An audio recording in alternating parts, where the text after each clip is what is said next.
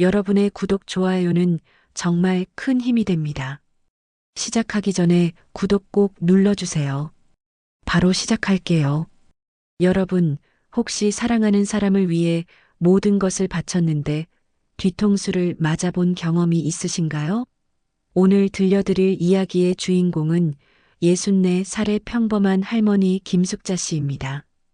하지만 이 할머니가 벌인 일은 결코 평범하지 않았습니다.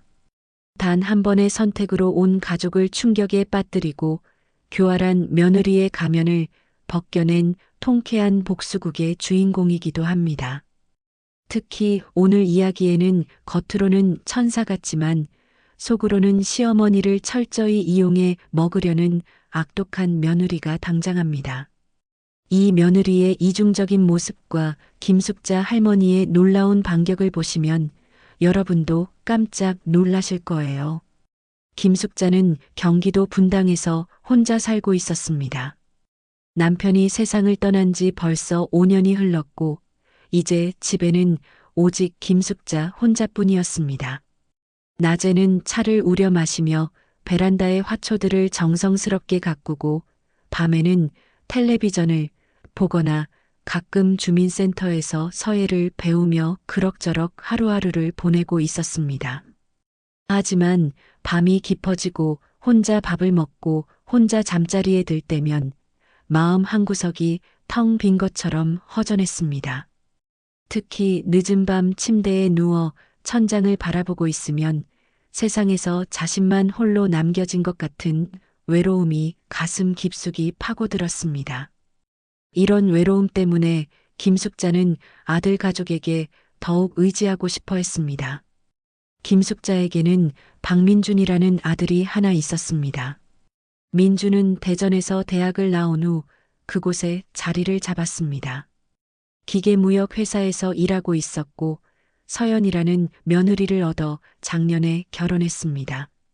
서연은 처음 만났을 때부터 참하고 얌전해 보이는 인상이었습니다.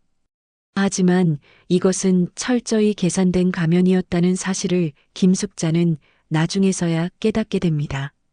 서연은 김숙자를 처음 만났을 때부터 완벽한 며느리 연기를 했습니다. 공손한 말투, 단정한 옷차림, 그리고 시어머니를 향한 따뜻한 미소까지 모든 것이 계산되어 있었습니다. 서연은 김숙자가 경제적으로 여유가 있다는 것을 일찍부터 파악하고 있었고 어떻게 하면 그 돈을 최대한 활용할 수 있을지 치밀하게 계획하고 있었습니다. 두 사람이 막 결혼했을 때 김숙자는 5천만 원을 주며 집 계약금에 보태라고 했습니다. 민주는 죽어도 안 받겠다며 스스로의 힘으로 하겠다고 버텼지만 서연은 속으로 이미 그 돈을 어떻게 사용할지 계획을 세우고 있었습니다. 서연은 민준에게 슬쩍 눈짓을 보내며 시어머니의 마음을 상하게 하면 안 된다고 속삭였습니다. 결국 김숙자가 고집을 부린 끝에 민준은 돈을 받았고 서연은 마치 억지로 받는 것처럼 연기했지만 속으로는 쾌재를 부르고 있었습니다. 그 후 지난 2년 반 동안 김숙자는 계속해서 그들의 주택담보대출 일부를 보태주었습니다. 매달 40만 원씩 자동이체를 걸어두었는데 서연은 이것을 당연한 권리로 여기기 시작했습니다. 서연은 친구들과 만날 때마다 자신의 시어머니가 얼마나 후하신지 자랑하곤 했습니다. 하지만 그 자랑 속에는 김숙자를 우습게 보는 마음이 숨어 있었습니다. 서연은 김숙자를 그저 돈 주는 기계 정도로 생각하고 있었고 언제든 자신이 원하는 대로 조종할 수 있다고 확신하고 있었습니다. 김숙자는 그들에게 고마워하길 바란 것이 아니었습니다. 그저 자식들이 어려울 때 엄마로서 도울 수 있는 만큼은 돕고 싶었을 뿐이었습니다. 김숙자의 생활비를 조금만 줄이면 그만이었으니까요. 어차피 김숙자는 밖에 나가 놀지도 않고 명품을 사는 사람도 아니었습니다. 국민연금으로 한 달에 150만 원 정도 나오니 혼자 먹고 사는 데는 충분했습니다. 그런데 올해 초 김숙자의 인생에 새로운 변화가 찾아왔습니다. 손주 유준이가 태어난 것입니다. 김숙자는 산후조리를 도우러 가지 않았습니다. 서연이 신혼생활을 방해받기 싫다며 친정 어머니가 돌봐주겠다고 했기 때문입니다. 사실 서연은 김숙자가 와서 간섭하는 것이 싫었습니다. 자신의 진짜 모습이 들킬까봐 두려웠던 것입니다. 하지만 사진이나 동영상을 받을 때마다 꼬물거리는 작은 아기가 하루가 다르게 커가는 모습을 보면 김숙자의 마음은 늘 근질거렸습니다. 손주를 직접 안아보고 싶은 마음이 간절했습니다. 김숙자는 매일 밤 유준이의 사진을 보며 언제쯤 만날 수 있을까 하고 손꼽아 기다렸습니다. 그러던 어느 날 아침 민준에게서 전화가 왔습니다. 목소리가 어릴 적 열이 나서 칭얼거릴 때처럼 한껏 부드러웠습니다. 사실 이 전화를 걸게 한 것은 서연이었습니다. 서연은 이제 김숙자를 본격적으로 이용할 때가 되었다고 판단했습니다. 무료 베이비시터와 가사 도우미 그리고 생활비 지원까지 한 번에 해결할 수 있는 절호의 기회라고 생각했던 것입니다. 민주는 서연의 지시대로 김숙자에게 도움을 요청했습니다. 서연이가 아직 몸이 다 회복되지 않았고 자신도 회사 야근이 너무 많아서 유준이를 돌볼 사람이 없다며 김숙자가 대전에 와서 한동안 도와달라고 했습니다. 그 말을 듣는 순간 김숙자의 마음이 쿵하고 내려앉았습니다. 기쁜 것인지 서글픈 것인지 모를 감정이었습니다. 김숙자는 이 전화를 몇 달 동안이나 기다렸습니다. 부모가 되고 싶어서가 아니라 손주를 보고 싶어서, 김숙자의 손으로 직접 안아보고 싶어서, 아이들 곁에서 며칠이라도 함께 지내고 싶어서였습니다. 김숙자는 마치 소풍을 앞둔 초등학생처럼 단번에 승낙했습니다. 전화를 끊자마자 김숙자는 신이 나서 짐을 싸기 시작했습니다. 손주가 쓸 물티슈, 아기 로션, 옷가지를 한 보따리 샀고 서연의 몸보신용으로 고급 홍삼 세트를 2박스 준비했습니다. 그리고 30만 원을 봉투에 넣어 손주 첫 만남 선물이라고 했습니다. 짐을 싸면서 김숙자는 행복한 상상에 잠겼습니다. 도착하면 매일 유모차에 손주를 태우고 공원에 나가 햇볕을 쬐어줄 것이고 점심에는 아이들이 좋아하는 맑은 생선탕을 끓여주고 저녁에는 온 가족이 식탁에 둘러앉아 밥을 먹는 따뜻한 모습을 그렸습니다. 김숙자는 혼자 상상하며 웃었습니다. 3대가 함께하는 단란한 풍경, 드디어 김숙자에게도 찾아오는구나 싶었습니다. 하지만 김숙자는 전혀 예상하지 못했습니다. 이번 대전행이 행복을 누리러 가는 길이 아니라 서연의 치밀한 계획에 말려들어가는 함정이었다는 것을, 그리고 현실에게 혹독한 가르침을 받으러 가는 길이었다는 것을 말입니다. KTX가 대전역에 들어서는 순간 김숙자의 심장이 쿵쾅쾅거리기 시작했습니다. 대전 날씨는 분당보다 훨씬 따뜻했고 햇살은 눈이 부실 정도였습니다. 김숙자는 양손에 큰 짐가방을 들고 역을 나섰습니다. 민준이 출구에서 김숙자를 기다리고 있었습니다. 여전히 마른 몸에 구겨진 폴로 셔츠를 입은 모습이 무척 피곤해 보였습니다. 차는 그들의 집 앞에 멈췄습니다. 지은 지 얼마 안 된 아파트였는데 외벽은 세련된 회색 타일로 마감되어 제법 근사해 보였습니다. 그들의 집은 5층, 한 층에 2가구씩 있는 구조였습니다. 엘리베이터 문이 열리자마자 은은한 분유 냄새가 풍겨왔고 김숙자의 심장은 다시 한번 빠르게 뛰었습니다. 서연이 문을 열어주었습니다. 얼굴에는 미소를 띠고 있었지만 목소리는 나긋나긋했습니다. 서연은 홈웨어 원피스를 입고 머리를 단정하게 묶은 채 깨끗하게 화장한 얼굴이었습니다. 예전과 똑같이 온화하고 예의 바른 모습에 김숙자의 마음도 조금은 놓였습니다. 김숙자는 웃으며 고개를 끄덕이고 준비해온 봉투와 홍삼 세트, 아기용품들을 거실 탁자 위에 하나씩 올려놓았습니다. 서연은 물건들을 받아들며 웃었습니다. 하지만 김숙자는 그 웃음 뒤에 숨겨진 계산적인 시선을 알아차리지 못했습니다. 서연은 이미 김숙자가 가져온 홍삼 세트의 가격을 대략 짐작하고 있었고 속으로 만족스러워하고 있었습니다. 저녁을 먹을 때쯤 유준이도 잠에서 깼습니다. 작은 얼굴은 쭈글쭈글했지만 눈동자는 까만 포도알처럼 반짝였습니다. 입을 벌리자마자 울음을 터뜨리자 서연은 곧장 김숙자에게 아이를 건넸습니다. 김숙자가 아이를 받아 안자 품하니 순식간에 따뜻해졌습니다. 김숙자는 아이를 가볍게 흔들어 주는데 코끝이 찡해졌습니다. 몇 달 동안 그토록 보고 싶었던 작은 생명체가 드디어 김숙자의 품에서 편안하게 잠이 든 것입니다. 저녁 식사를 마친 후 서연이 말했습니다. 그런데 방은 조금 불편하게 되어서 죄송하다고 했습니다. 김숙자가 의아한 표정으로 서연을 쳐다보자 서연은 잠시 머뭇거리다 말했습니다. 집에 방이 2개뿐이라서 안방은 자신들이 쓰고 작은 방은 유준이 방으로 쓰고 있어서 김숙자께서 당분간 거실 소파에서 주무셔야 할 것 같다고 했습니다. 민준도 거들었습니다. 소파가 생각보다 꽤 크고 자신들도 여기서 자주 자는데 그렇게 힘들지는 않을 거라고 했습니다. 김숙자는 고개를 숙여 회색 천으로 된 소파를 보았습니다. 길이는 충분했지만 한쪽이 푹 꺼져 있었고 팔걸이는 해져 있었습니다. 누가 봐도 관리를 잘 안 한 모습이었습니다. 김숙자는 아무렇지 않은 척 웃어 보였습니다. 사실 마음속은 이미 불편함으로 가득 찼습니다. 김숙자가 까다로워서가 아니었습니다.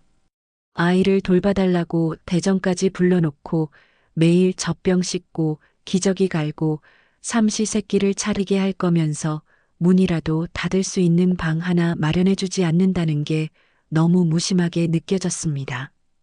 서연은 이미 이 모든 상황을 계산하고 있었습니다. 김숙자를 거실에 재우는 것은 단순히 공간이 부족해서가 아니었습니다.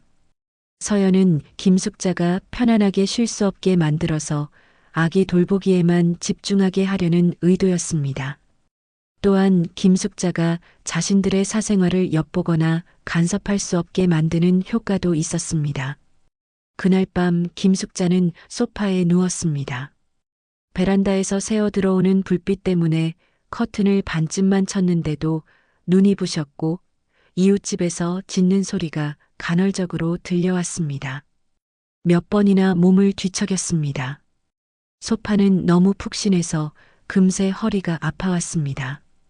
더 끔찍한 것은 목이었습니다.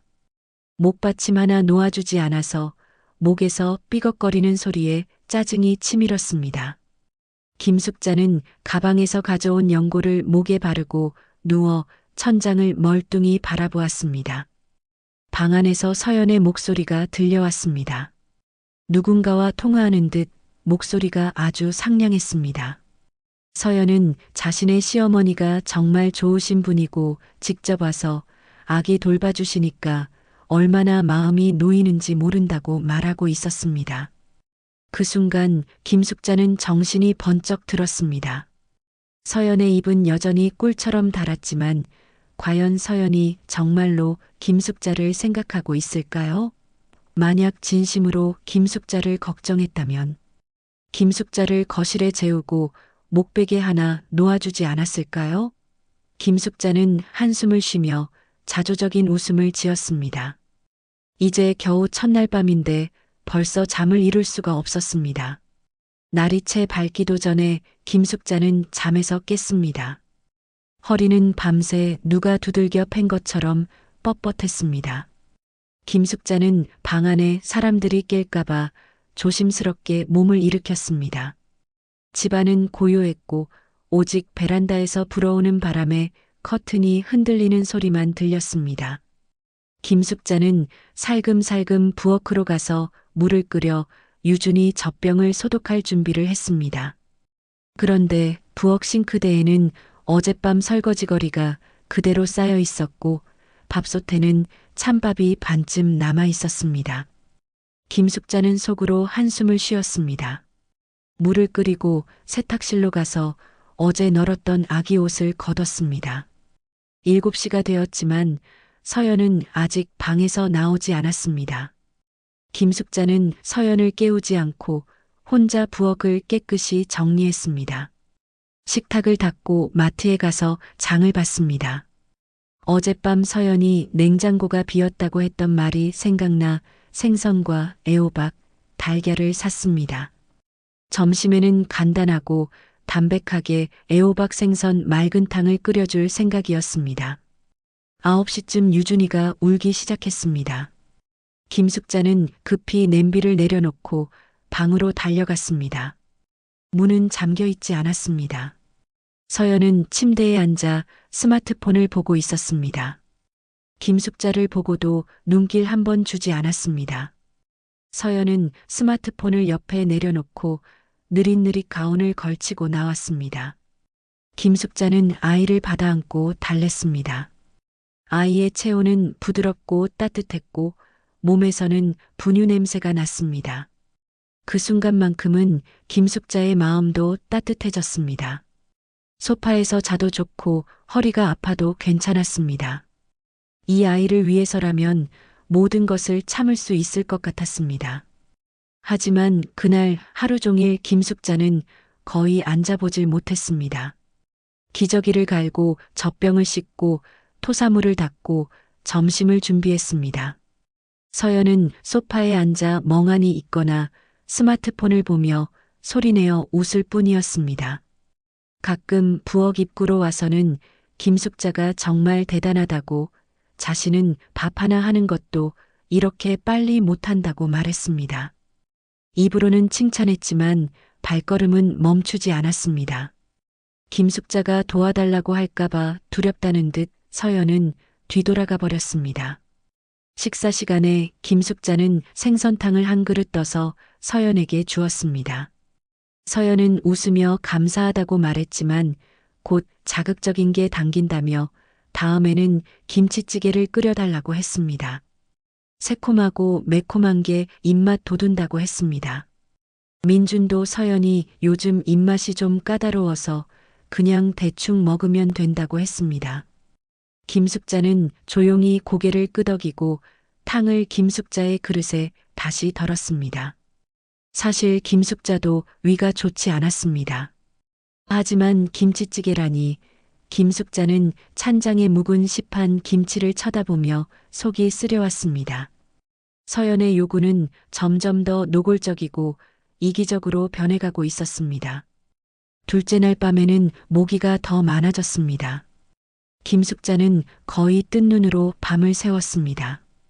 한밤중에 유준이가 울자 김숙자가 일어나기도 전에 방문이 살짝 열렸습니다.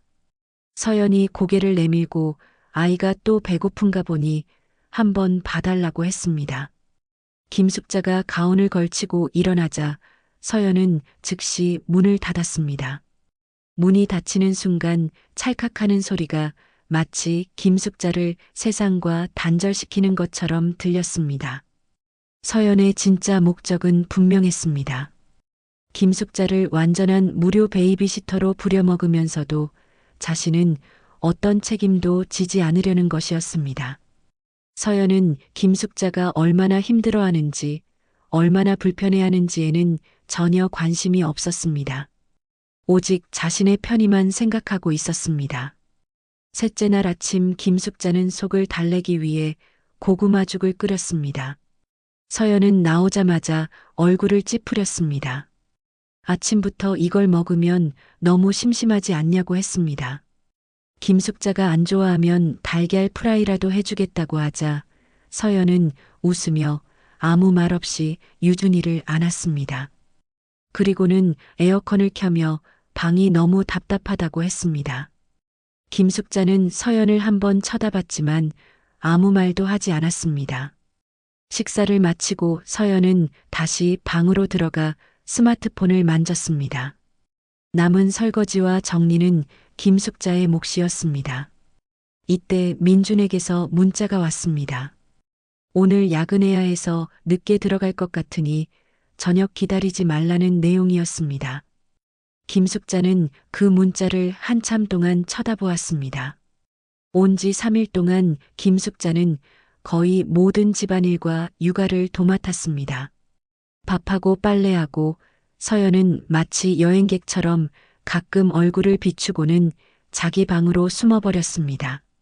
서연은 단 한 번도 김숙자를 제대로 쳐다본 적이 없었고 힘들지 않으시냐고 물어본 적도 없었습니다. 김숙자는 억지로 서운함을 삼키며 빨래를 널면서 스스로에게 다짐했습니다. 조금만 더 참자. 저들이 안정을 찾으면 집으로 돌아가면 돼. 하지만 김숙자는 몰랐습니다. 그날 오후 고양이조차 움직이기 싫어할 만큼 더운 날씨에 작은 행동 하나가 김숙자의 이성의 끈을 완전히 끊어버릴 줄은요. 그날 오후는 정말 더웠습니다. 거실의 큰 창문이 서쪽을 향해 있어 햇볕이 그대로 쏟아져 들어왔고 바닥마저 뜨거웠습니다. 김숙자는 유준이를 안고 재우면서 물티슈로 목덜미를 닦아주었습니다. 아이는 얼굴이 빨개지도록 울었고 목과 겨드랑이는 땀으로 축축했습니다. 선풍기가 바로 옆에서 돌아가고 있었지만 공기는 마치 씻지 않은 냄비처럼 끈적거렸습니다. 불어오는 바람은 온통 더운 바람뿐이었습니다. 김숙자는 아이의 이마에 맺힌 땀을 보고 마음이 아팠습니다. 태어난 지 100일도 안 된 아기가 이렇게 땀을 흘리는데 어떻게 편히 잘 수 있을까요? 김숙자는 잠시 망설이다가 조심스럽게 탁자 위에 리모컨을 집어 에어컨을 켰습니다. 삐하는 소리와 함께 에어컨에 불이 들어오고 시원한 바람이 서서히 불어나오기 시작했습니다. 그 순간 김숙자는 정말로 안도의 한숨을 내쉬었습니다. 김숙자는 소파로 돌아와 앉았습니다. 품에 안긴 유준이는 더 이상 울지 않았고 작은 주먹을 쥔 채 김숙자의 가슴에 기댔습니다. 몸도 더 이상 뜨겁지 않았습니다. 김숙자는 아이를 소파 위 아기 매트리스에 조심스럽게 눕히고 작은 수건을 덮어준 뒤 소파에 기대 앉았습니다. 집안이 드디어 조금 시원해졌습니다. 김숙자도 피곤해서 눈을 감고 잠시 눈을 붙이려 했습니다. 하지만 잠이 들기도 전에 탁 하는 소리가 들렸습니다. 김숙자는 벌떡 눈을 떴습니다. 서연이 에어컨 아래 서 있었고 손에는 리모컨이 들려 있었습니다. 서연이 낮에는 에어컨 켜지 말라고 했습니다. 밤새도록 트는데 이번 달 전기세 폭탄 맞겠다고 했습니다. 김숙자는 순간 무슨 말인지 알아듣지 못했습니다. 에어컨 바람이 멈추고 기계가 삐빅 소리를 내며 꺼지는 소리만 들렸습니다. 거실 전체의 공기가 텅 비어버린 것 같았습니다. 서연은 돌아서서 느긋한 말투로 말했습니다. 얼굴에는 여전히 그 특유의 옅은 미소가 걸려 있었습니다.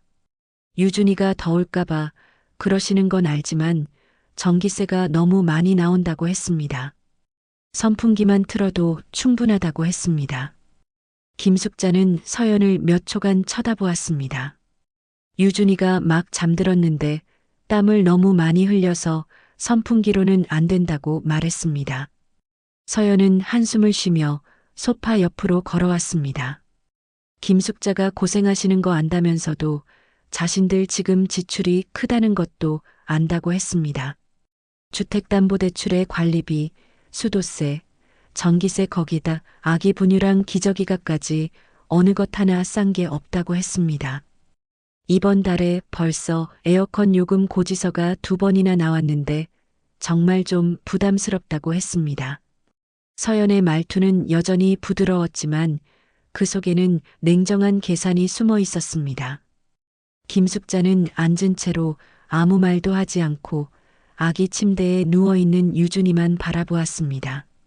작은 얼굴은 베개에 붙은 채 여전히 땀을 흘리고 있었습니다. 김숙자의 손은 이미 꽉 쥐어져 있었지만 최대한 평온한 목소리로 말했습니다. 딱 10분 켰다고. 아이가 너무 더워해서 열사병 걸릴까 봐서라고. 서연은 살짝 웃었습니다. 선풍기로도 충분히 시원해진다고. 아니면 베란다에 잠깐 앉아 있으면 바람이 더 잘 통한다고 했습니다. 김숙자는 서연의 얼굴을 보았습니다. 서연은 항상 이런 식이었습니다. 말투는 달콤하고 부드럽지만 그 뒤에 숨겨진 의미는 비수처럼 사람을 찔렀습니다. 대놓고 싫은 티를 내지 않으면서도 전기세, 부담, 어머니를 위해서 같은 단어들을 이용해 모든 책임을 교묘하게 떠넘겼습니다. 서연은 김숙자가 에어컨을 켜는 것조차 자신들에게 부담을 주는 이기적인 행동인 것처럼 포장했습니다. 그때 김숙자의 마음속에서는 이미 불길이 치솟았지만 화를 내지 않았습니다. 지금 화를 내봤자 시어머니 성격이 보통이 아니시네. 저는 그냥 한마디 했을 뿐인데 라는 말을 할 빌미만 줄 뿐이라는 것을 알았기 때문입니다. 김숙자는 자리에서 일어나 서연을 보지 않고 말했습니다. 선풍기로 충분하면 내가 와서 봐라. 서연은 잠시 멈칫했습니다. 자신이 방금 막 잠들어서 잠 좀 보충해야 한다고 했습니다. 김숙자는 냉소했습니다. 나도 아직 못 잤다고. 김숙자는 리모컨을 제자리에 놓고 유준이를 안아들었습니다. 아이가 칭얼거리며 다시 김숙자의 품에 파고들었습니다. 온몸이 땀으로 끈적거렸습니다. 서연은 방으로 돌아가기 전 한마디를 덧붙였습니다. 김숙자가 오해하지 말라고. 에어컨 켜지 말라는 게 아니고 자신들이 정말 빠듯해서 그렇다고 했습니다. 김숙자가 이렇게 오래 계시는데 자신이 집안 살림을 좀 조절해야 한다고 했습니다. 김숙자는 대답하지 않았습니다. 방문이 닫히는 순간 김숙자는 자신의 손바닥이 온통 땀으로 젖어 있다는 것을 깨달았습니다. 날씨가 너무 더워서가 아니었습니다. 이 집은 머리부터 발끝까지 에어컨부터 음식 그리고 말 한마디까지 모든 것이 은근한 배척으로 가득 차 있었습니다. 서연은 김숙자를 손님으로 대접할 생각이 전혀 없었습니다. 오히려 김숙자가 자신들에게 폐를 끼치고 있다는 식으로 몰아가고 있었습니다. 그날 오후 김숙자는 아이를 안고 선풍기 앞에 앉아 초록불은 켜져 있지만 작동하지 않는 에어컨을 바라보았습니다. 마음속에 돌덩이가 하나 박힌 것 같았습니다. 김숙자가 더위를 못 참는 것도 전기세를 아끼지 못하는 것도 아니었습니다. 하지만 누군가 김숙자의 헌신을 당연하게 여기고 가장 기본적인 편안함조차 제공하기를 꺼릴 때 그것은 절약이 아니라 무시였습니다. 김숙자는 잠든 유준이의 얼굴을 내려다보며 마음속으로 천천히 결정을 내렸습니다. 이 집, 내가 오래 머물 곳이 못 되는구나. 서연은 김숙자를 진짜 가족이 아닌 일시적인 도움의 손길 정도로만 생각하고 있었습니다. 그리고 그 도움마저도 최대한 저렴하게, 최대한 편리하게 이용하려고만 했습니다. 다음 날 새벽 김숙자는 평소보다 더 일찍 일어났습니다. 아직 동이 트기 전 집안은 고요했습니다. 선풍기는 여전히 천천히 돌고 있었고 마치 어제 오후의 그 장면이 현실이었음을 상기시키는 것 같았습니다. 김숙자는 거실 소파에 앉아 유준이에게 젖을 먹이며 그 천진난만한 얼굴을 보았습니다. 아이는 자신의 할머니가 어젯밤 잠 못 이루고 뜬 눈으로 밤을 새웠다는 것을 알지 못했습니다. 잠이 안 와서가 아니라 자고 싶지 않아서였습니다. 김숙자의 마음은 평온했지만 그 평온함은 무뎌진 뒤의 냉정함이었습니다. 김숙자는 유준이를 작은 침대에 눕히고 수건을 덮어준 뒤 아이가 깨지 않았는지 확인하고 자리에서 일어났습니다. 부엌으로 가서 고구마죽을 끓이고 달걀 프라이 2개를 부치고 사과도 좀 깎았습니다. 늘 그랬듯이 남을 챙기기 전에 모든 것을 먼저 준비했습니다. 밥을 다 차렸지만 입맛이 없었습니다. 김숙자는 방으로 들어가 어젯밤 미리 정리해둔 짐을 문가로 옮겼습니다. 그리고 다시 소파에 앉아 종이와 펜을 꺼냈습니다. 김숙자는 소리치거나 싸우고 싶지 않았습니다. 이런 집은 이치로 따질 곳이 아니었습니다. 말을 많이 해봤자 오해하신 것 같아요. 저희는 그런 뜻이 아니었어요. 같은 사람을 화나게 하면서도 반박할 수 없는 말만 돌아올 뿐이었습니다. 김숙자는 딱 한 줄만 썼습니다. 집에 급한 일이 생겨 먼저 분당으로 간다. 유준이 잘 지내렴. 할미가 다음에 또 보러 올게. 쪽지를 식탁 위에 올려놓고 벽시계를 보았습니다. 아침 6시 30분. 집안은 아직 깊은 잠에 빠져 있었습니다. 김숙자는 조심스럽게 문을 열고 닫기 전에 뒤를 돌아보았습니다. 김숙자가 3일 밤을 잤던 소파, 그리고 리모컨은 있지만 김숙자를 위해 작동하지 않았던 그 에어컨이 보였습니다. 김숙자가 이 집을 사랑하지 않아서가 아니었습니다. 그저 더 이상 일방적으로 비위를 맞출 수 없고 아무리 가족이라도 영원히 서운함을 감수할 수는 없다는 것을 깨달았을 뿐입니다. 엘리베이터에서 내려서자 새벽 공기가 축축하게 느껴졌습니다. 김숙자는 짐을 끌고 골목길로 나가 택시를 불렀습니다. 기사님은 김숙자를 보고 호기심 어린 눈으로 물었습니다. 김숙자는 손주 보러 왔었는데 3일 있었다며 충분하다고 대답했습니다. 기사님은 백미러로 김숙자를 한번 쳐다보더니 더는 묻지 않았습니다. 창밖의 풍경이 하나씩 뒤로 물러났고 동쪽에서 햇살이 비치기 시작했습니다. 김숙자는 휴대폰을 켜지 않았고 메시지를 보내지도 해명하지도 않았습니다. 김숙자가 그들에게 해명할 빚은 없었습니다. 그들이 이해하지 못하는 것은 그들 스스로가 천천히 깨닫게 놔두면 될 일이었습니다. 택시가 대전역에 도착했을 때 김숙자의 마음은 이미 안정되어 있었습니다. 기분이 좋아서가 아니라 더 이상 무조건 마음 약해지지 않기로 결심했기 때문입니다. 분당집에 도착해 짐을 끌고 올라갔습니다. 문을 열자 텅 빈 집이 마치 깊은 우물처럼 김숙자를 맞았지만 이상하게도 마음이 편안했습니다. 김숙자는 짐을 내려놓고 따뜻한 물 한 잔을 단숨에 마셨습니다. 그리고 서재 책상으로 가서 서랍 속에 있던 주택담보대출 자동이체 신청서를 꺼내 찢어버렸습니다. 김숙자는 그들을 2년 반 동안 도왔습니다. 한 달에 40만 원씩 30개월이면 거의 1200만 원에 가까운 돈이었습니다. 그들이 김숙자가 도와준 것을 기억이나 할까요? 단 한 번이라도 김숙자에게 힘들지 않냐고 물어본 적이 있었나요? 없었습니다. 그들은 오직 낮에는 에어컨을 켜면 안 된다는 것, 음식이 너무 싱겁다는 것, 분유값이 비싸고 전기세가 많이 나온다는 것만 기억했습니다. 김숙자는 이제 서연의 진짜 모습을 완전히 파악했습니다. 서연은 처음부터 김숙자를 하나의 자원으로만 봤던 것입니다. 돈을 주는 자원, 일을 해주는 자원, 하지만 인격적으로 존중해야 할 대상은 아닌 그런 존재로 말입니다. 그리고 그 자원을 최대한 효율적으로 활용하면서도 최소한의 비용만 지불하려고 했던 것입니다. 하지만 김숙자도 이제 더 이상 당하고만 있지 않을 생각이었습니다. 서연이 어떤 반응을 보일지, 민준이 어떻게 나올지 이미 예상이 되었지만 김숙자는 준비가 되어 있었습니다. 진짜 전쟁은 이제부터 시작되는 것이었습니다. 그날 오후 민준에게서 전화가 왔습니다. 받지 않았습니다. 곧이어 메시지가 왔습니다.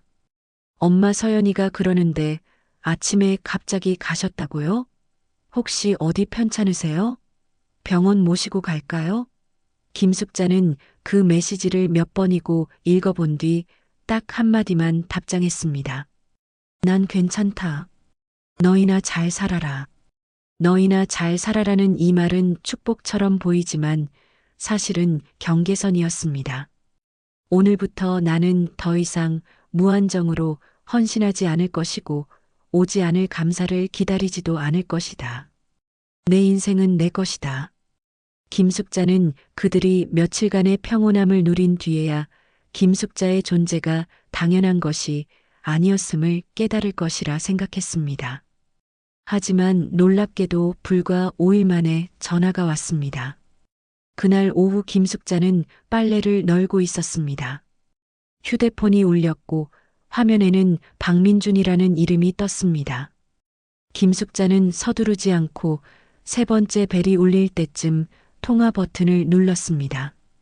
민준의 목소리는 다소 경직되어 있었지만 애써 평온한 척하는 듯 했습니다. 혹시 이체하는 거 잊으셨냐고 물었습니다. 김숙자는 모르는 척 했습니다. 무슨 이체냐고. 그 대출금이라고 엄마가 계속 도와주시던 거 자동이체 해지하셨냐고 물었습니다. 응, 해지했다. 김숙자는 차분한 목소리로 말했습니다. 나도 내 생활비가 있고 언제까지고 너희를 부양할 수는 없다고. 전화 저편에서 잠시 침묵이 흘렀습니다. 그리고 민준이 조심스럽게 물었습니다. 혹시 서연이가 뭐 잘못한 거 있냐고. 엄마가 너무 갑자기 가셔서 자신들도 걱정 많이 했다고. 김숙자는 웃으며 말했습니다. 내 몸은 아주 건강해. 그냥 피곤해서 집에 와서 좀 쉬고 싶었을 뿐이야. 민준이 저희가 그런 뜻이 아니었다며 힘없이 말을 흐렸습니다. 기분 푸시고 자신들이 앉아서 제대로 이야기하자고 했습니다. 아니, 그냥 이대로 그만두자. 곧 대출금 빠져나갈 날인데. 민준아, 김숙자는 그의 말을 잘랐습니다. 너는 이제 애가 아니야. 나는 너희의 비상금 통장이 아니라고. 너희가 대출받아 집 사기로 결정한 건 두 사람이 한 선택이지. 내가 강요한 게 아니잖니. 그는 다시 침묵했습니다. 몇 초 후 그가 낮은 목소리로 말했습니다. 알아요. 하지만 요즘 저희가 정말 힘들어서. 너희가 힘든 건 너희 문제지. 내 돈은 땅 파서 나오는 게 아니야.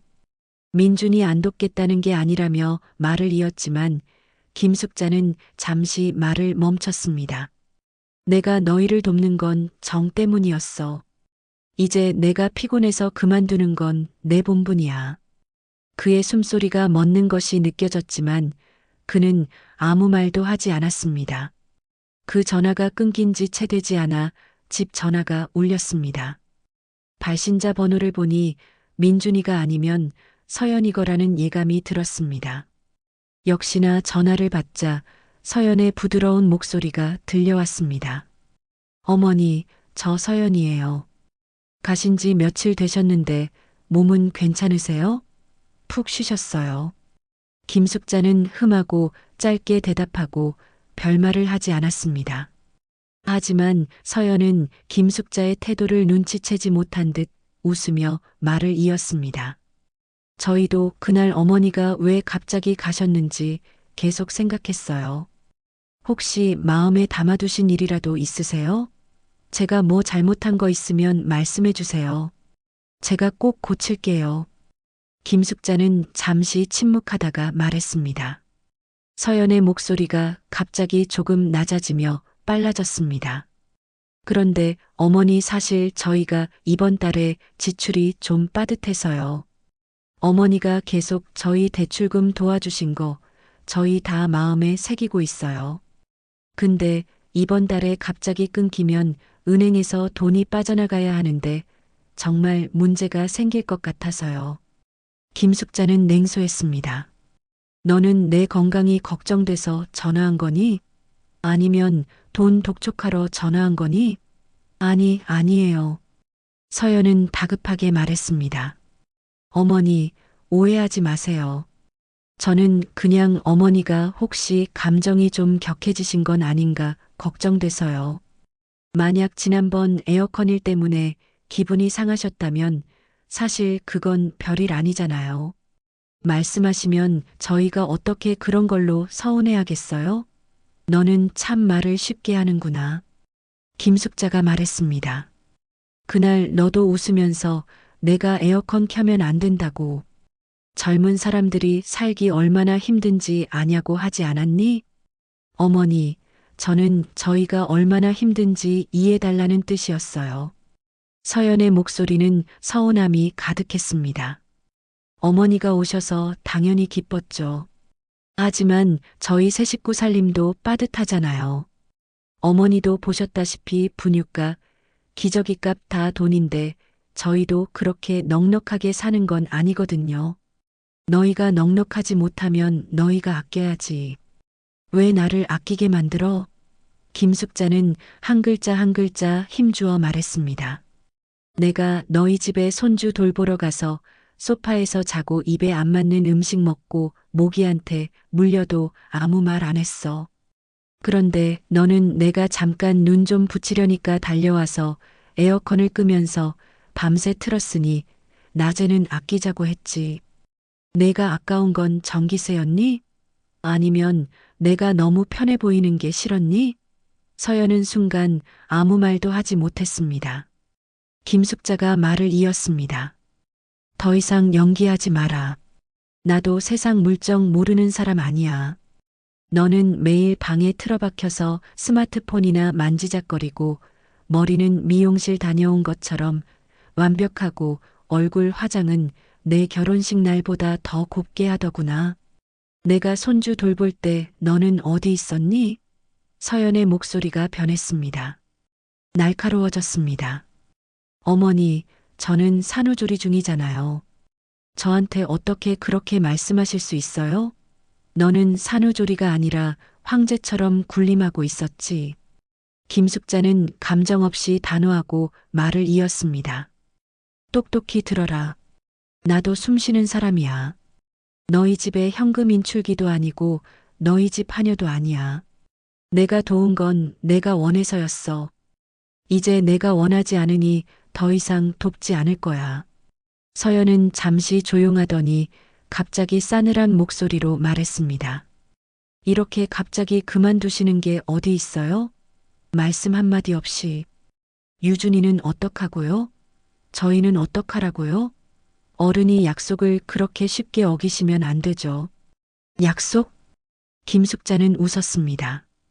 내가 처음에 너희를 돕겠다고 한 건 인정이었지. 법적 의무가 아니었어. 대출은 너희 이름으로 받은 거고 아이는 너희 책임이야. 내가 너희 계약서에 서명한 제3자라도 되니? 서연은 기가 막힌 듯 짧게 픽 하고 웃었습니다. 그럼 앞으로 손주 볼 생각도 하지 마세요. 김숙자는 차갑게 대답했습니다. 내가 유준이를 보든 안 보든 그건 내 선택이지. 내가 나를 협박할 카드가 아니야. 전화 저편에서 쾅소리와 함께 전화가 끊겼습니다. 김숙자는 수화기를 내려놓고 베란다로 돌아갔습니다. 햇살이 얼굴에 쏟아져 눈이 부셨지만 더 이상 땀이 나지도 에어컨 때문에 모욕감을 느끼지도 교묘한 말에 휘둘리지도 않았습니다. 김숙자는 폭풍이 이제 막 시작되었음을 알았지만 더는 두렵지 않았습니다.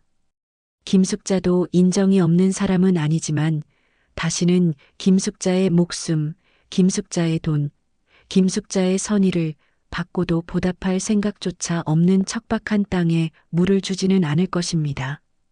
그 통화 이후 김숙자는 그들의 어떤 연락도 받지 않았습니다. 카카오톡 대화창에는 민준이 보낸 메시지 몇 개가 와 있었습니다. 대략 엄마 진정하세요. 서연이도 속상해서 그런 거예요. 저희가 다시 잘 이야기해봐요. 같은 내용이었습니다. 김숙자는 한 글자도 답장하지 않았습니다. 그런데 사흘째 되던 날 저녁 가족 단톡방이 터졌습니다. 행복한 우리 가족이라는 이름의 카카오톡 단체 채팅방이었습니다. 김숙자의 여동생이 몇 년 전 만든 방이었습니다. 멤버는 많지 않았고 주로 김숙자의 사촌 동생 몇 명, 조카들 그리고 먼 친척 몇 명이 포함되어 있었습니다. 물론 서연과 민준도 있었습니다. 평소에는 건강정보나 좋은 글귀, 아침 인사 이모티콘이 오가던 방이었습니다. 그런데 그날 갑자기 긴 캡처 화면 하나가 올라왔습니다. 서연이 올린 것이었습니다. 실명을 거론하지는 않았지만 내용은 마치 김숙자를 위해 맞춤 제작한 것처럼 정확했습니다. 어떤 분들은 나이가 드시면서 성격이 변하나 봐요. 처음에는 아기 돌보러 와주시는 줄 알았는데 사흘도 안 돼서 감정적으로 행동하시더니 말도 없이 떠나버리셨어요. 나중에는 대출금 지원도 끊어버리셨고요. 갓난아기 키우느라 저희도 빠듯한데 이런 식의 감정적 협박까지 당하니 정말 마음이 힘드네요. 김숙자는 그 글을 쳐다보았습니다. 분노보다 먼저 황당함이 밀려왔습니다. 김숙자는 서연과 다투지도 그 집에서 소란을 피우지도 않았습니다. 떠날 때조차 쪽지 한 장 남겼을 뿐인데 어떻게 그것이 감정적 협박이 되고 힘든 쪽이 서연이 될 수 있을까요? 단톡방에는 금세 댓글이 달리기 시작했습니다. 어머, 무슨 오해가 있었나 보네. 요즘 어른들도 스트레스가 많으시지. 서로 이해해야지. 서연이 힘들겠다. 아기 키우고 집안일 하느라. 가끔 시어머니들이 몰라주실 때가 있어. 시어머니가 숙자 형님 아니야? 민준이 엄청 예뻐하셨잖아. 옛날에 엄청 챙겨주셨던 걸로 기억하는데. 김숙자는 그 댓글들을 보며 마치 남들이 나쁜 시어머니에 대해 이야기하는 것을 보는 것 같았습니다. 그리고 그 나쁜 시어머니가 바로 김숙자였습니다. 서연은 실명을 거론하지 않았지만 일부러 이 단톡방에 글을 올려 김숙자를 여론의 심판대에 세운 것이었습니다. 명확히 말하지 않으면서도 사람들이 스스로 상상하게 만드는 방식. 서연은 김숙자가 생각했던 것보다 더 영리했고 더 잔인했습니다. 김숙자는 답장하지 않았습니다. 단톡방에서 해명하지도 누구에게 개인적으로 연락하지도 않았습니다. 무엇을 해명한단 말입니까? 김숙자가 2년 반 동안 그들의 대출금을 갚아준 것을, 김숙자가 소파에서 자고 입에 맞지 않는 음식을 먹고 에어컨을 꺼서 모욕당하고 감정적 협박범으로 몰린 것을, 이 사람들은 그 집에 와본 적도 없고 김숙자가 땀으로 등을 적셔가며 유준이를 안고 선풍기 앞에서 있던 모습을 본 적도 없습니다. 김숙자의 속을 뒤집어 놓던 김치찌개의 냄새를 맡아본 적도 없습니다. 그들은 오직 표면만 볼 뿐입니다. 그들은 김숙자가 무엇을 겪었는지가 아니라 서연이 무엇을 올렸는지만 봅니다. 그날 밤 김숙자는 베란다에 앉아 차를 마셨습니다. 탁자 위에 놓인 휴대폰에서는 계속해서 메시지 알림이 울렸습니다. 모든 알림이 내가 침묵하면 누군가 너를 대신해 이야기를 만들어낼 것이다라고 말하는 것 같았습니다. 하지만 김숙자는 여전히 답장하지 않았습니다. 김숙자의 마음은 그 어느 때보다 명확했기 때문입니다. 해명은 내 말을 들어줄 의지가 있는 사람에게 하는 것이지 이미 나에 대해 결론을 내린 사람들에게 하는 것이 아니었습니다. 김숙자는 휴대폰을 끄고 일어나 빨래를 걷었습니다. 베란다의 바람에 빨래줄이 가볍게 흔들렸습니다. 문득 이상한 기분이 들었습니다. 이번 라운드는 서연이 이겼습니다. 하지만 서연이 이긴 것은 입으로 떠드는 약간의 우월감, 그리고 단톡방에서 받은 몇 개의 힘내, 내가 최고야 같은 이모티콘뿐이었습니다. 김숙자는 서두르지 않을 것입니다. 더 이상 해명할 생각도 없습니다. 김숙자가 원하는 것은 자존심 싸움이 아니라, 김숙자가 반격하지 않는 것이 아니라 더 이상 상대할 가치를 느끼지 못한다는 것을 그들이 깨닫게 하는 것이었습니다. 하지만 김숙자도 몰랐습니다. 곧 있을 조카 민호의 약혼식에서 서연이 자신의 진짜 모습을 드러낼 기회를 스스로 만들어줄 줄은요. 그리고 그때가 바로 김숙자의 진짜 반격이 시작되는 순간이 될 줄은요. 여러분의 구독과 좋아요는 큰 힘이 됩니다. 다음 시간에는 더 재미있는 스토리로 찾아올게요. 5장. 그날은 김숙자의 조카 민호의 약혼식이었습니다. 장소는 서울 강남구에 있는 한 레스토랑이었습니다. 붉은색 식탁보와 눈부신 샹들리에가 걸린 곳이었습니다. 김숙자는 사실 참석하고 싶지 않았습니다. 마음도 복잡하고 안색도 좋지 않았기 때문입니다. 하지만 민호의 엄마 즉 김숙자의 올케가 직접 전화를 해서 형님 꼭 오셔서 얼굴 비춰주셔야 해요. 자리를 빛내주세요라고 하는 바람에 어쩔 수 없이 가게 되었습니다. 김숙자가 식장에 들어서자 모든 사람의 시선이 마치 바람에 흔들리는 밀밭처럼 일제히 김숙자에게로 쏠렸습니다. 그 친척들은 최근 며칠간 단톡방에서 서연이 쓴 마음 찢어지는 일기를 보고 이미 각자 나름의 추측을 하고 있었습니다. 김숙자는 구석 자리에 앉아 주변석에서 멀리 떨어져 말없이 고개만 끄덕이며 미소 지었습니다. 서연도 와 있었습니다. 단정하고 품위 있는 옷차림에 옅은 화장을 한 얼굴은 유난히 연약해 보였습니다. 서연은 아이를 데리고 친척들 사이를 오가며 음식이 나올 때마다 한마디씩 덧붙였습니다. 요즘 애가 밤에 자꾸 깨어요. 민준 씨도 바쁘고 저 혼자 돌보려니 정말 힘드네요. 그래도 어쩌겠어요? 버텨야죠. 한마디 한마디가 김숙자를 지목하지는 않았지만 모든 문장이 김숙자를 향하고 있었습니다. 할머니가 계셨으면 유준이가 밤에 저렇게 울지는 않았을 텐데 어머니가 갑자기 분당으로 돌아가셔서 저희는 아직도 이유를 잘 몰라요. 서연은 목이 맨 듯 말했습니다. 소리치지도 욕하지도 않고 그저 연약함을 보일 뿐이었습니다. 하지만 그 연약함은 사람들의 마음을 아프게 하고 편을 들게 만들었습니다. 아니나 다를까 식탁에 앉은 친척들이 수군거리기 시작했습니다. 요즘 어른들 모시기 정말 힘들어. 내가 너무 잘해주니까 오히려 당연하게 생각하는 거야. 서연이가 너무 착해서 그래.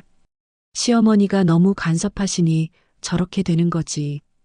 김숙자는 따뜻한 물을 한 모금 마시고 아무 말도 하지 않았습니다. 하지만 김숙자의 인내심은 저희도 왜 갑자기 가셨는지 모르겠어요. 아마 너무 사소한 일에 서운해 하셨나 봐요라는 서연의 말에 산산조각이 났습니다. 김숙자는 차잔을 내려놓고 의자를 뒤로 살짝 밀며 일어섰습니다. 그리고 주빈석으로 걸어갔습니다. 죄송합니다. 제가 나이가 들어서 귀가 어두워서요. 방금 누가 저더러 사소한 일을 서운해한다고 한 것 같은데. 식탁 전체가 조용해졌습니다. 김숙자는 서연을 쳐다보며 말했습니다. 내가 왜 떠났는지 모른다고 했지? 그럼 내가 오늘 알려줄게. 여기 계신 모든 분들도 들으시라고. 김숙자의 목소리는 크지 않았지만 한 글자 한 글자가 아주 느리게 울려 퍼졌습니다. 마치 수면에 돌을 던지는 것처럼 사람들의 마음을 흔들었습니다. 내가 대전에 너희를 돌보러 온 건 아들 민준이가 전화로 부탁해서 온 거야. 나는 분당에서 손자옷까지 몸보신하라고 산 홍삼 세트, 축하 봉투, 아기용품 하나도 빠짐없이 챙겨갔어. 그런데 너희 집에 도착하니 너는 나를 소파에서 자라고 했지. 모기도 에어컨도 사생활도 없는 소파에서 내가 먹고 싶다는 김치찌개를 끓여주느라 내 속은 쓰렸고 내 아이가 땀으로 흠뻑 젖어서 에어컨을 5분 켰더니 너는 달려나와서 끄면서 저는 몸에 열이 많아서 안 더워요라고 했지. 김숙자가 서연을 쳐다보자 서연은 의자에 얼어붙은 채 얼굴에 미소마저 페인트처럼 굳어버렸습니다. 김숙자는 다시 민준을 쳐다보았습니다. 너는 매일 야근한다며 집에 없었으니 내 엄마가 거기서 뭘 했는지 모르겠지. 젖병 씻고 빨래하고 밥하고 아이 돌보느라 사흘 동안 따뜻한 밥 한 끼 제대로 앉아서 먹어본 적이 없어. 내가 여기서 억울하다고 하소연하는 게 아니야. 나는 단지 너희에게 알려주고 싶을 뿐이야. 내가 돕는 건 정 때문이고 돕지 않는 건 내 본분이라는 걸.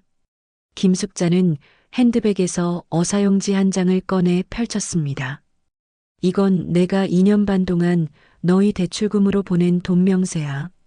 한 달에 40만 원씩 30개월. 총 1,200만 원. 내가 혼자 벌어서 너희한테 준 돈이야. 식장 전체가 숨소리마저 멈춘 듯 조용해졌습니다. 서연의 얼굴은 창백해졌고 민주는 고개를 숙인 채 한마디도 하지 못했습니다. 김숙자는 계속해서 말했습니다. 그런데 너희는 나에게 단 한 번도 고맙다는 말을 한 적이 없어. 오히려 전기세 아끼라고, 음식이 싱겁다고, 내가 에어컨 켜는 것조차 부담스럽다고 했지. 김숙자는 서연을 똑바로 쳐다보며 말을 이었습니다. 특히 너 서연아. 너는 내가 손주 보고 싶어서 간 걸 알면서도 나를 무료 가사 도우미로 부려먹었어. 3일 동안 나는 거의 뜬 눈으로 밤을 새웠고 허리는 끊어질 것 같았지만 아무 말 안 했어. 그런데 너는 내가 아이 때문에 에어컨 10분 켠 것도 용납하지 못했지. 서연이 떨리는 목소리로 말했습니다. 어머니. 그건 오해가. 오해? 김숙자는 차갑게 웃었습니다. 오해가 뭐야? 내가 거기서 직접 겪은 건데 뭐가 오해야? 너는 지금도 여기 앉아서 가련한 며느리 연기하고 있잖아. 나를 감정적이고 이기적인 시어머니로 만들려고. 김숙자는 핸드백에서 또 다른 종이를 꺼냈습니다. 이건 너가 단톡방에 올린 글이야. 캡처해뒀어. 나는 너희한테 떠날 때 쪽지 한 장 남기고 조용히 갔는데 너는 나를 감정적 협박범으로 만들어서 온 친척들한테 알렸지. 실명은 거론 안 했지만 여기 있는 모든 사람이 그게 나 얘기라는 걸 알 수 있게 교묘하게 썼어. 그게 내 진짜 모습이야. 겉으로는 착하고 예의 바른 척하지만 속으로는 시어머니를 이용해 먹을 생각밖에 없는. 식장의 분위기가 완전히 바뀌었습니다. 친척들은 서로 시선을 주고받으며 어색해했고 서연은 울음을 터뜨릴 것 같은 표정으로 앉아 있었습니다. 민주는 어머니라고 부르며 김숙자를 말리려 했지만 김숙자는 손을 들어 그를 제지했습니다. 나는 이제 끝났어. 김숙자가 마지막으로 말했습니다. 서연아, 너는 앞으로 정말로 혼자서 애를 키워봐. 남편 야근할 때 밤새 울어대는 아이 혼자 달래보고 젖병 소독하고 기저귀 갈고 빨래하고 밥해보면서 살아봐. 그때 가서 시어머니가 얼마나 소중한 존재인지 깨닫게 될 거야. 그리고 돈 문제는 더 이상 나와 상관없어. 너희가 빌린 돈은 너희가 갚아. 내 노후 자금까지 털어서 너희 빚 갚아줄 의무는 없으니까. 김숙자는 가방을 들고 자리에서 일어났습니다. 민우야, 약혼 축하한다. 행복하게 잘 살아라. 김숙자가 식장을 나가려는 순간 서연이 갑자기 일어나서 소리쳤습니다. 어머니는 정말 너무하세요. 저희가 뭘 그렇게 잘못했다고. 아기 하나 키우는 게 얼마나 힘든지 아세요? 저도 28살인데 왜 매일 시어머니 눈치만 봐야 해요? 김숙자는 돌아서서 서연을 쳐다보았습니다. 마침내 진짜 모습을 드러내는구나. 28이면 다 큰 어른이지. 그런 어른이 에어컨 때문에 시어머니한테 짜증내고 3일 동안 손 하나 까딱 안 하면서 남이 다 해주길 바라는 게 정상이니? 너는 나를 뭘로 본 거야? 너희 집 청소부?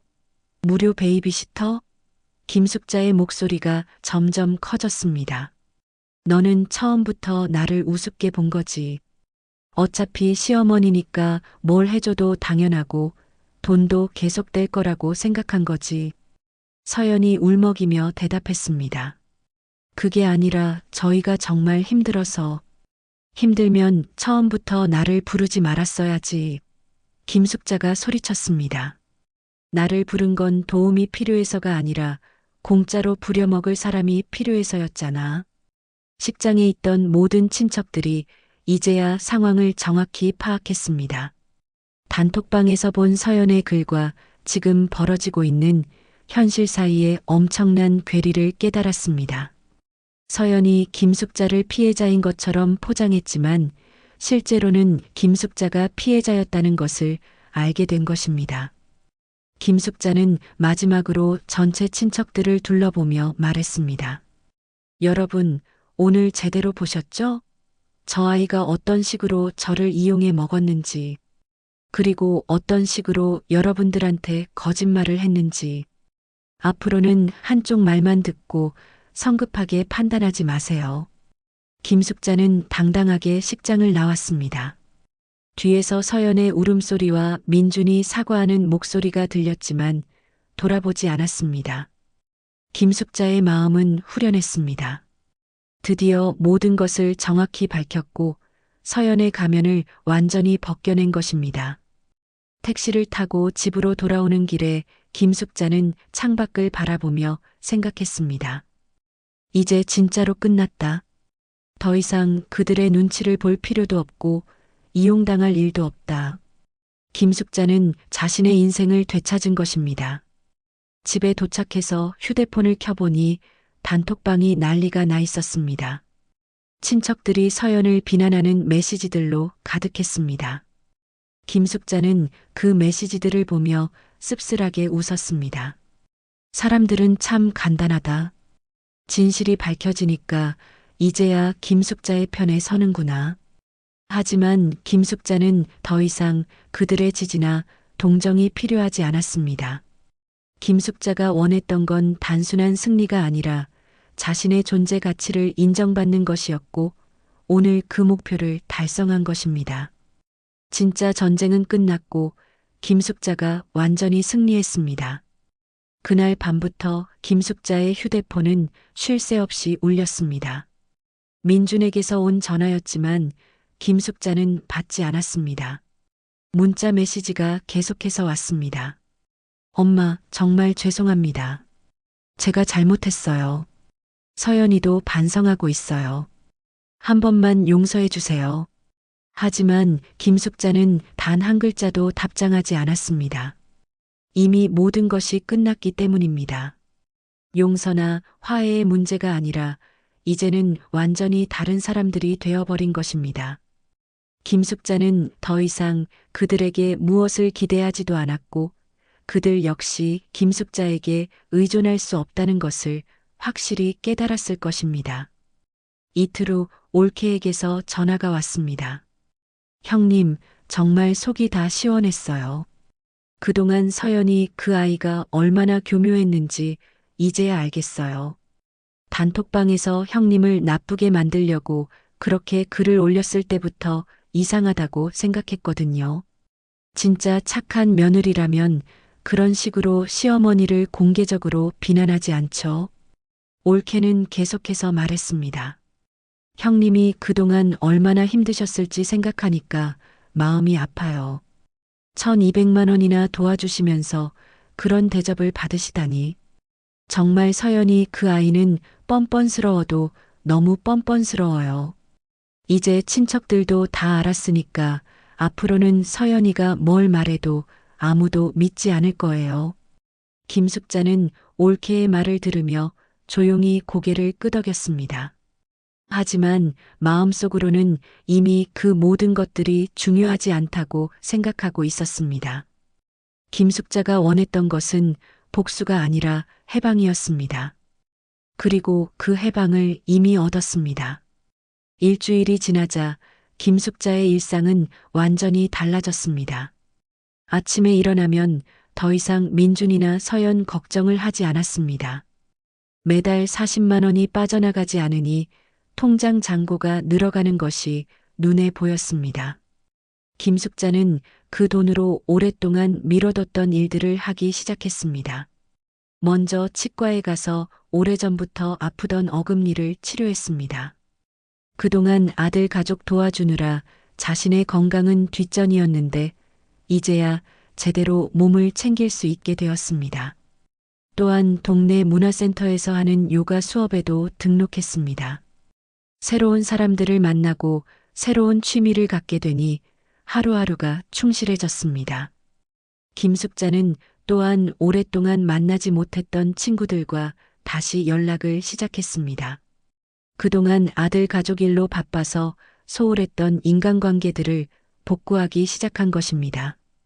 친구들은 김숙자가 왜 그동안 연락이 뜸했는지 이제야 이해한다며 앞으로는 자신의 인생을 더 소중히 여기라고 조언했습니다. 한 달이 지나자 민준에게서 또 다른 전화가 왔습니다. 이번에는 김숙자가 받았습니다. 민준의 목소리는 지쳐 있었습니다. 엄마, 정말 힘들어요. 서연이가 산후 우울증이 심해져서 병원에 다니고 있어요. 아이는 밤마다 울어대고 저는 회사 일 때문에 매일 늦고 정말 모르겠어요. 김숙자는 차분하게 말했습니다. 그래서 내가 뭘 해달라는 거니? 민준이 한동안 말을 못하더니 조심스럽게 말했습니다. 혹시 다시 한 번만 와주실 수 없을까요? 이번에는 정말 달라질 거예요. 서연이도 많이 반성했고요. 김숙자는 단호하게 대답했습니다.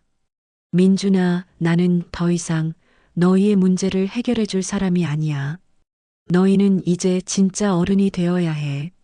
아이를 낳기로 결정한 것도 너희고 그 아이를 키워야 할 책임도 너희 거야. 나는 이미 내 역할을 다했어. 민준이 울먹이며 말했습니다. 하지만 엄마, 저희가 정말 잘못했다고 인정하잖아요. 서연이도 엄마한테 직접 사과하고 싶다고 해요. 김숙자는 냉정하게 말했습니다. 사과는 받지 않을 거야. 왜냐하면 너희는 진심으로 잘못했다고 생각하는 게 아니라 그냥 내가 도와주지 않으니까 힘들어서 돌아오라고 하는 거거든. 김숙자의 말은 정확했습니다. 민준과 서연이 진정으로 반성한다면 김숙자에게 다시 도움을 요청하지 않았을 것입니다. 대신 자신들이 잘못한 부분을 인정하고 앞으로는 스스로 해결하겠다고 말했을 것입니다. 하지만 그들은 여전히 김숙자의 도움이 필요하다고 말하고 있었습니다. 너희가 진짜 어른이 되려면 아무도 도와주지 않는 상황에서도 스스로 해결할 수 있어야 해. 그것이 부모가 되는 것의 진짜 의미야.